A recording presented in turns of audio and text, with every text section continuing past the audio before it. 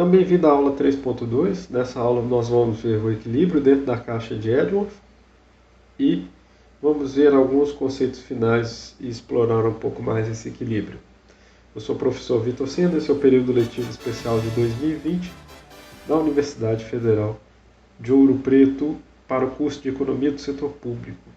Então vamos dar uma olhada aqui na continuação da nossa aula. Nós vimos que a partir de uma dotação inicial chamada de W, existia uma curva de diferença do Pascal passando por aquele ponto e existia uma curva de diferença da quitéria passando por aquele ponto.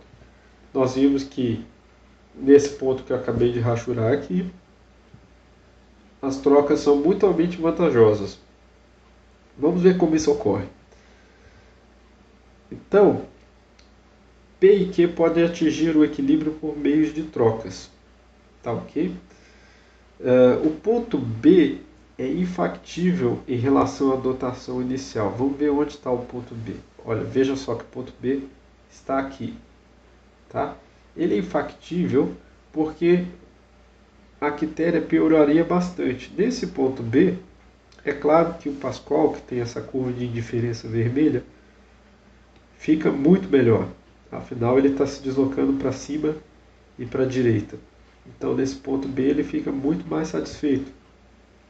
Mas, em compensação, a quitéria nunca aceitaria ficar nesse ponto, porque nesse ponto ela perde utilidade em relação à utilidade inicial que ela tinha em W. Tá, ok? Então, ela não aceita passar para aquele ponto lá. Então, o ponto B a gente fala que é infactível em relação à dotação inicial. Não é uma troca mutuamente vantajosa, pois Pascal melhora e quitéria piora. No caso, nós podemos ver que essa área do gráfico rachurada aqui, ela possibilita melhorias de Pareto, conceito que nós exploramos na aula passada. Então, toda essa área aqui pode existir melhorias de Pareto.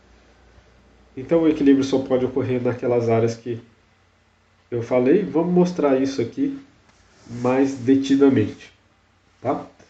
Antes de falar daquele ponto das TMS. Então, o que ocorre é o seguinte: o Pascal está no gráfico de orientação usual. Nós temos aqui X e nós temos Y. Lembramos também que ele tinha inicialmente 7 bananas. Então, o ponto W estava aqui e ele tinha apenas 2 litros de leite. Mas passando por esse ponto, ele tem uma curva de indiferença, tentando representar aqui da melhor maneira possível. E a quitéria, em contrapartida, deixa eu fazer de azul para respeitar as cores que eu usei lá no slide. A quitéria está aqui. Lembrando que o gráfico dela está girado em 180 graus. Então ela tem 3 bananas e 5 litros de leite. E também passando por W existe uma curva de diferença da quitéria. Tudo bem? Então isso aqui é o Q inicial para a quitéria. Repare que é o seguinte: lembra que nós falamos de trocas mutuamente vantajosas. Então essas trocas mutuamente vantajosas vão ocorrer nessa área aqui. Vamos reparar o seguinte: o Pascal tem muitas bananas e pouco leite. Então ele aceita trocar uma de suas bananas por 1 litro de leite. Então vamos tirar uma banana aqui do Pascal. Em compensação, ele passou a ter 1 litro de leite. Ele ofereceu uma banana para a quitéria e pediu em troca 1 litro de leite. Então ele passou a ficar nesse ponto que eu vou representar aqui como A. Bom, vamos ver que essa troca foi vantajosa para a quitéria também. A quitéria tinha muito leite, abriu mão de uma das suas caixas de leite, ou um dos seus litros de leite, mas ganhou em compensação o que ela tinha pouco. Ela ganhou mais uma banana. Então ela passou a ter 4 bananas e ficou com 4 litros de leite, passando para o ponto A. Repare que nesse ponto A, tanto a utilidade da quitéria aumentou. Lembre que a utilidade da quitéria é da diagonal direita superior para a diagonal esquerda inferior.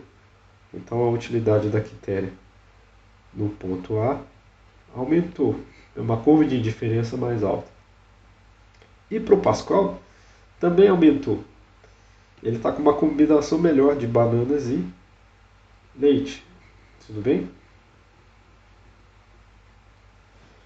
Então a utilidade do Pascal no ponto A é uma curva de indiferença superior também.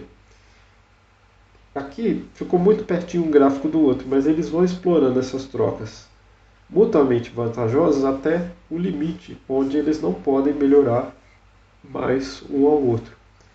Vamos ver aqui que eu fiz um gráfico só para mostrar isso. Olha só, esse é o limite onde eles não podem melhorar. Por quê?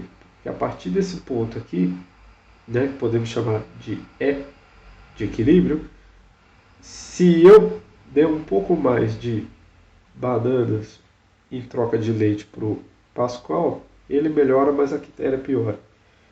E de contrapartida, se eu der mais um pouco de bananas e leite para a quitéria melhora, mas o Pascal piora. Então, a partir do momento que eles chegam nesse ponto aqui, eles não conseguem mais trocar. Então, quer dizer que eles chegaram num ponto chamado eficiente de Pareto, tal como nós vimos no conceito da aula passada. Bom, o que diz que esse ponto aqui é um equilíbrio? Tem outra forma de ver também. No equilíbrio, a TMS dos dois agentes será igual. E para uma economia que possui preços, é a mesma coisa que dizer que a TMS do Pascal de x e y é igual a TMS da quitéria de x e y, que é igual à relação entre o preço de x das bananas e o preço do leite. É uma relação de preços entre banana e leite que é igual para os dois agentes. E eles atingem essa relação de preços procurando, tateando o melhor preço possível. O interessante aqui, mas isso é um pouco mais avançado, é que existe uma reta de restrição orçamentária para esses dois indivíduos que passa pela dotação inicial. Isso aqui nada mais é do que a relação de preços que passa pelo ponto W. Px, Py que passa pelo ponto W. Ela vale tanto para o Pascal quanto para a quitéria. E no caso, nós vimos já que isso é igual a TMS. Você pode estar se perguntando, mas teria que ser esse ponto E? Não, não necessariamente precisaria ser nesse ponto E. Deixa eu fazer uma outra caixa para mostrar um conceito interessante. Então vamos novamente desenhar a caixa aqui. Vou desenhar o Pascal de vermelho. Então esse é o X para o Pascal e o Y para o Pascal. Vou novamente representar aquele ponto da dotação inicial, o W, onde o Pascal tinha 7 bananas e 2 litros de leite. Passando por W existe uma curva de diferença do Pascal. Mesma coisa eu posso fazer para a quitéria, deixa eu fazer de azul. E passando pelo ponto W, a quitéria também tem uma curva de indiferença como nós vimos, onde ela tinha 3 bananas e 5 litros de leite. Bom, repara o seguinte, qualquer troca que a quitéria proponha para o Pascal, mas que deixe ele exatamente em cima da curva de indiferença, deixa ela ir a ele com a mesma utilidade. Na verdade, ela pode oferecer um pouquinho mais de leite para ele ficar um pouquinho mais satisfeito, mas muito perto dessa curva de indiferença dele. Então, digamos que ela pede uma banana para o Pascal, 6, mas oferece só a quantia necessária para ele ficar um pouquinho mais satisfeito. Ou seja, oferece apenas uma fração de leite, apenas um copinho de leite a mais aqui para ele. Da mesma maneira, ela pode ainda pedir mais uma banana para o Pascal, vai ficar com 5 e dar a ele apenas um pouco mais de leite. Ele ainda nem chegou em 3, digamos que ficou 2,5. Nesse ponto, o Pascoal está praticamente na mesma, veja aqui que eu nem mudei a curva de indiferença dele, mas a quitéria melhorou bastante. Existe um ponto onde a TMS da quitéria é igual a TMS do Pascoal. E dependendo do formato das curvas de indiferença desses agentes, essa curva aqui pode ser inclusive a tangente e passar pelo W. E dependendo do formato das curvas de indiferença desses agentes, poderia até existir um ponto que liga esse ponto A ao ponto W e é coincidente com as TMS. Mas esse é um tópico um pouco mais avançado. O importante aqui é ver que a quitéria melhorou, mas o Pascoal continuou na sua mesma curva de indiferença inicial. Repare que eu poderia ter feito o contrário, na verdade. Eu poderia ter feito o Pascoal oferecer trocas vantajosas para ele, mas que deixasse a quitéria exatamente em cima da sua curva de indiferença inicial, alcançando então esse ponto, vamos chamar de C daqui.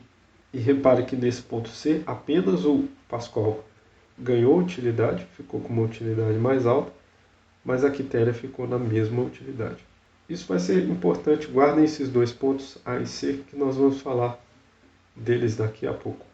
Então, na curva de possibilidades de utilidade, podemos representar os pontos da seguinte maneira. O equilíbrio estará na fronteira delimitada entre as linhas pontilhadas. Então, vamos representar aqueles pontos aqui nesse gráfico. Então, vai ficar o ponto A aqui e o ponto C aqui. Você deve ter reparado também nessa linha preta que liga a origem esquerda inferior com a origem direita superior. Depois eu vou falar dessa curva, pois ela tem um significado. Mas antes disso, vamos ver mais uma coisa. Eu posso representar essa caixa de outra maneira. Na curva de possibilidade de utilidade, similar à curva de possibilidade de produção que nós vimos na aula passada, podemos representar aqueles mesmos pontos. Então, vou representar aqui o ponto da dotação inicial, e nesse ponto da dotação inicial, a quitéria tinha uma determinada utilidade que eu vou chamar UQW. E o Pascoal também tinha sua utilidade que passava por aquele ponto inicial, UPW. Isso nada mais é do que esse UP daqui e esse UQ daqui. Tá ok? Repare que toda essa área daqui podem surgir melhorias de Pareto, ou seja, a utilidade do Pascal e da quitéria podem melhorar mutuamente. Na verdade é isso que ocorre naquele ponto E. Então o ponto E é uma situação onde a utilidade do Pascal melhorou e a utilidade da quitéria também melhorou. Mas a depender do formato das curvas de diferença desses dois agentes, outros pontos também são possíveis. Então aquele ponto A que nós representamos inicialmente, ele está aqui. Então ponto a utilidade da quitéria aumenta, mas a utilidade do Pascal continua na mesma. Lembre desse ponto aqui, ó. Então esse é o ponto A. E no ponto C, apenas a utilidade do Pascal aumentava, mas a utilidade da quitéria ficava na mesma. Então é esse ponto daqui, tá ok? Mais ainda, repare que nesse gráfico aqui existe um ponto B, mas o ponto B é infactível dadas as dotações iniciais. Por que isso? Porque no ponto B eu estaria dizendo que a utilidade da quitéria precisaria piorar. E nós vimos que as trocas são mutuamente vantajosas. Então, para sair do ponto W, para chegar no ponto B, seria infactível para a quitéria, pois ela precisaria piorar em relação à situação inicial em que ela estava. Então, ela não vai querer chegar nesse ponto aqui, mesmo que esse ponto aqui seja uma tangente entre as duas curvas de indiferença. A gente vai falar disso daqui a pouquinho. Aquela linha que eu mostrei que une a origem do Pascal e a origem da quitéria é chamada de curva de contrato. Então, essa linha que está em preto aqui é chamada curva de contrato. E o que é a curva de contrato? A curva de contrato é a união de todas as tangências das curvas de indiferença de P e Q. Porém, é a união dessas curvas de indiferença sem considerar nenhuma dotação. Então, se eu fizesse uma caixa de Edworth não considerando nenhuma dotação inicial, nós teríamos essa caixa aqui. E para achar a curva de contrato, eu estou juntando todas as curvas de indiferença do Pascal e pegando todas as tangentes dessa curva de indiferença do Pascal com a curva de indiferença da quitéria. E ao unir esses pontos, eu tenho a chamada curva de contrato. Em cima da curva de contrato sempre há tangências entre as curvas de indiferença desses dois agentes. É essa a definição. Ou seja, sobre a curva de contrato, a TMS dos dois agentes são sempre iguais. Existe uma outra definição que é chamada de núcleo. O núcleo é o segmento da curva de contrato válida para uma dotação inicial. Na comparação com a fronteira de possibilidades de utilidade, a curva de contrato é como se fosse toda a fronteira, pois todos esses pontos em cima da fronteira são eficientes de Pareto. E a curva de contrato também é eficiente de Pareto. O núcleo é o segmento da curva de contrato válida para negociações a partir de uma dotação inicial. Então, dada uma dotação inicial, nem todos os pontos da curva de contrato são válidos. Apenas esses pontos que eu vou marcar em verde. Eu traçando essa linha mais forte em verde. Esses pontos têm que estar no núcleo. Dependendo da curva de diferença desses agentes, o núcleo pode ser um ponto único, tal como o ponto é aqui em azul. Mas podem existir mais de um equilíbrio, podem existir inclusive infinitos equilíbrios. Há um teorema que garante isso. Bom, e finalmente, os preços de equilíbrio Px e Py passam necessariamente pela dotação inicial. É aquela reta de restrição orçamentária que eu representei anteriormente, ela necessariamente passa por W. E os pontos de equilíbrio são infinitos e há várias relações de preços possíveis. Ok? O propósito da caixa de Edworth era encontrar preços de equilíbrio que não dependessem de preços determinados exogenamente.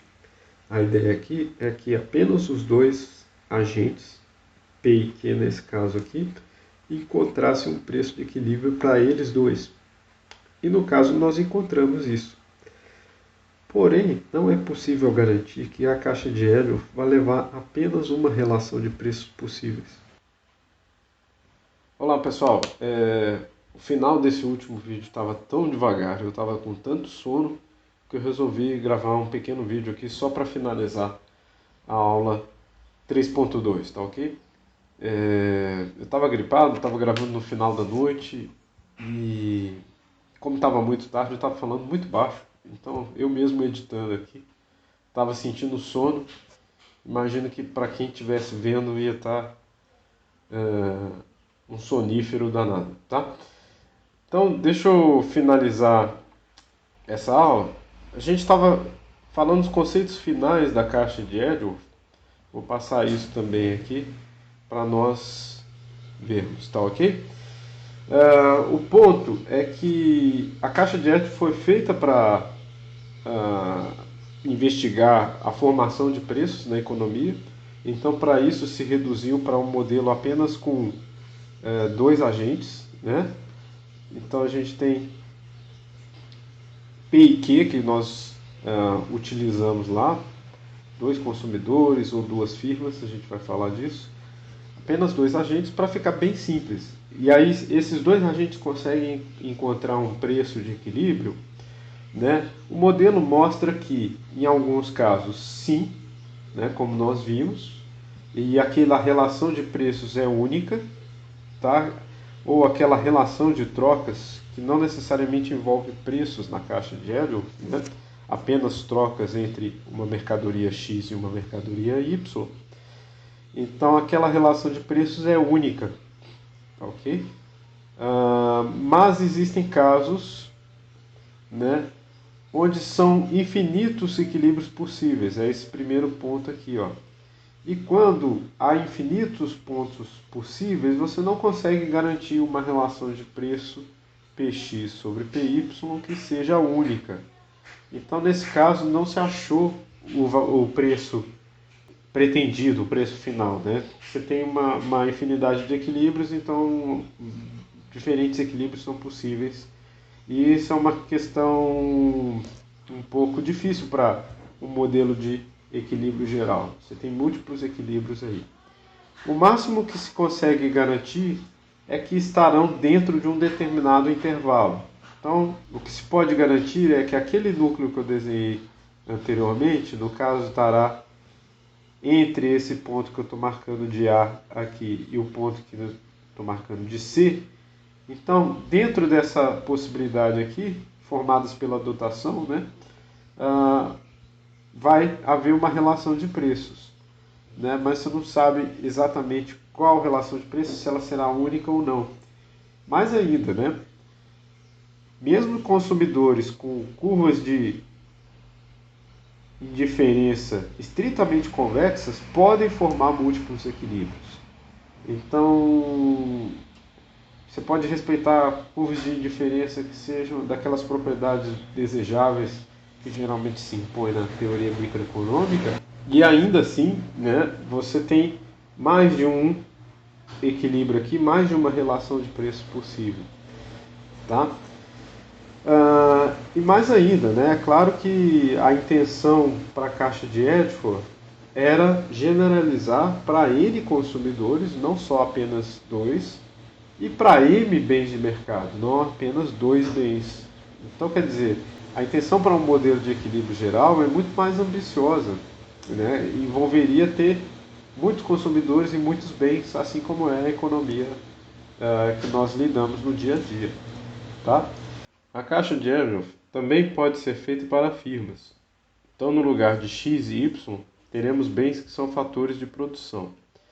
Então, no eixo vertical aqui eu posso falar que a gente está usando um determinado fator, e no horizontal um outro fator. Digamos que K no horizontal de capital e L de trabalho no vertical. Tá? A outra firma também vai usar esses mesmos fatores, vai usar K no horizontal invertido e L no vertical invertido. E aí, nesse caso, as duas firmas usam esses fatores para produzir diferentes bens. E aí, em vez de curvas de utilidade, nós temos curvas de isoquanta. E para quem já viu isso, as curvas de isoquanta representam quantidades de produção dos bens. E para cada curva de isoquanta mais elevada, nós temos quantidades mais elevadas, Q1, Q2, Q3 e assim por diante, até Qn. Mesmo acontece com a outra firma que está produzindo. O mais fácil é representar que as duas firmas usam os mesmos fatores K e L, mas para produzir bens diferentes. Digamos que a firma em vermelho produz o bem X e a firma em azul produz o bem Y. Tá? Uma maneira mais fácil de pensar essa utilização dos fatores. Tá ok? Então essas curvas de indiferença viram isoquantas, como eu falei, né?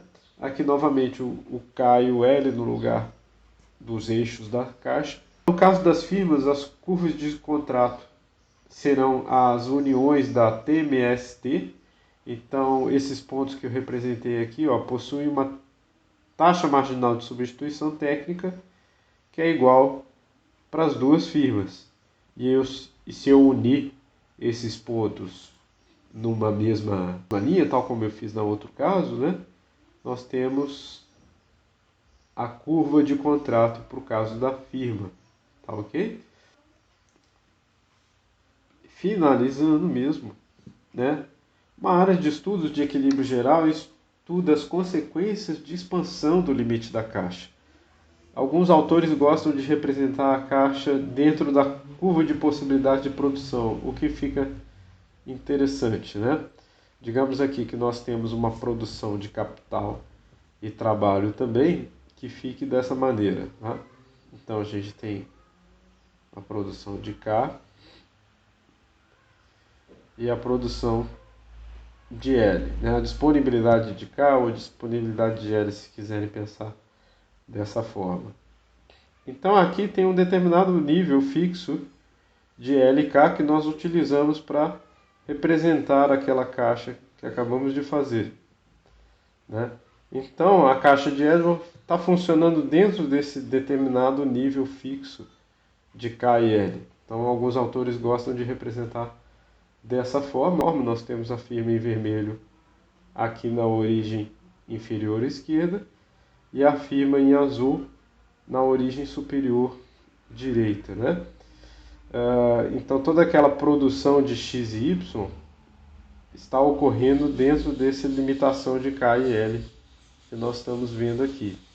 É claro que se a disponibilidade de K e L alterar, nós vamos estar falando de outra caixa, né? Uma caixa mais retangular, né? Muda a intensidade de K e L que nós estamos falando. Digamos K', L', mudou a intensidade, nós temos uma economia mais intensiva em trabalho e menos intensiva em capital. Mesmo assim, a caixa funciona aqui dentro. Nós temos aí várias isoquantas dentro dessa nova caixinha que eu estou fazendo, e a firma azul também vai ter as suas isoquantas dentro dessa caixa. Para quem gosta do modelo da caixa de Edgeworth, eu recomendo bastante estudar um outro modelo de economia internacional que é chamado modelo Heckscher-Ohlin. Nesse modelo, esses dois economistas aqui estudaram como a caixa se aplicava com diferentes dotações de capital e trabalho, tal como eu estou fazendo aqui. Melhor ainda, né, eles estudavam como as dotações de cada país influenciavam nessa transação ou na comercialização, né, misturando aqueles conceitos de vantagem comparativa com esses conceitos de equilíbrio geral desenvolvidos na caixa. Vou deixar lá no Moodle também um link para um jogo bem simples, mas que usa esses conceitos da caixa de Edgeworth e do modelo do Heckscher-Ohlin. Finalizando, nós temos um outro teorema, ou melhor, um outro modelo que derivou um teorema, que é o chamado teorema de Stolper-Samuelson. Ok? Tem um artigo nacional aqui do Gonzaga, Menezes Filho e Terra, que falam dessa liberalização do comércio para o Brasil e qual a evolução, e eles analisam isso através desse teorema de Stolper-Samuelson. Esse teorema, na verdade, é para investigar a expansão da caixa caso ocorra um salto tecnológico para K e L. Então é possível produzir mais K e L em uma determinada economia. Como é que isso vai ser distribuído dentro de uma nova caixa de Edgeworth aí dentro? Tudo bem? Basicamente, em termos gráficos, é disso que nós estamos falando, mas há muito mais detalhes. Então ficamos por aqui. Esse é o final da aula 3.2. Vejo vocês na aula 4.1, onde nós vamos entrar em bens públicos, definição de economia do setor público através do uso do governo. Até o momento aqui nós falamos das propriedades de mercado sem a intervenção do governo ainda, dizendo, olha, o mercado ele gera um resultado que os economistas consideram eficientes. E aqui o principal conceito que nós estamos utilizando é a eficiência de Pareto e essas visões de eficiência que nós desmembramos em eficiência nas trocas, que a caixa de Edgeworth ajuda a ver, eficiência na produção, que também pode ser vista pela maneira mais eficiente de se produzir, a menor custo e menor desperdício, e eficiência na composição, do produto. O que os consumidores desejam é o que as firmas conseguem ofertar ao menor custo e de maneira mais eficiente. As trocas são vantajosas. Depois a gente vai ver como é que existem as falhas de mercado e por que elas justificam a atuação do Estado junto à economia e como melhorar a eficiência a partir daí. Então até lá, na aula 4.1.